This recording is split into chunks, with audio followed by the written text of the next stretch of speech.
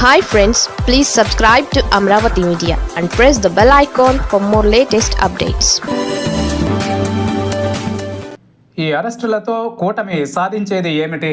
కూటమి పాలన అంటే రాజకీయ ప్రత్యర్థుల్ని అరెస్టు చేయడం మాత్రమేనా అనే చర్చకు తెరలేచింది. ఇటీవల కాలంలో వరుస అరెస్టులు రాజకీయ దుమారం రేపుతున్నాయి.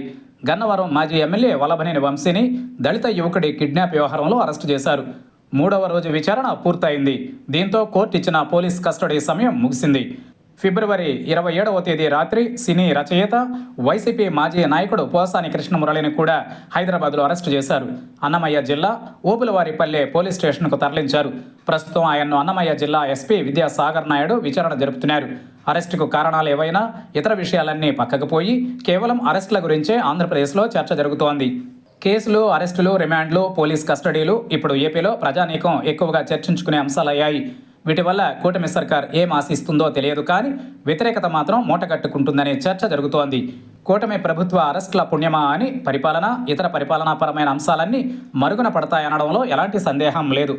రకరకాల కారణాలతో రెడ్ బుక్లో రాసుకున్న వాళ్ళందరినీ విడతల వారీగా అరెస్టు చేస్తూ పోతే పాలనా కాలమంతా ఇదే సరిపోతుంది. 5 ఏళ్లు కేసులు, అరెస్టులపైనే చర్చ జరగడం వల్ల అంతో ఇంతో చేసే మంచి పనులపై ప్రజలు మాట్లాడుకునే పరిస్థితి ఉండదని 4వ దఫా సీఎంగా పనిచేస్తున్న చంద్రబాబు ఎందుకు గ్రహించడం లేదో ఎవరికి అర్థం కావడం లేదు. మంత్రి అనాలోచిత విధానాలే ప్రభుత్వ ప్రాధాన్యాలు కావడం గమనార్హం.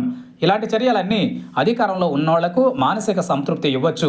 అయితే పాలన అంటే ఇదేనా అని ఒక్కసారి తమను తాము ప్రభుత్వ పెద్దలు విశాల దృక్పథంతో ప్రశ్నించుకుంటే సమాధానం వస్తుంది. కానీ పాలకులలో సంకుచిత స్వభావం వల్ల విశాల ప్రయోజనాల ఆలోచనే లేకుండా పోతోంది. దీనివల్ల ఎన్నికలలో భారీ మూల్యం చెల్లించుకునే ప్రమాదాన్ని కోరి తెచ్చుకుంటున్నారనే అభిప్రాయం వ్యక్తమవుతోంది.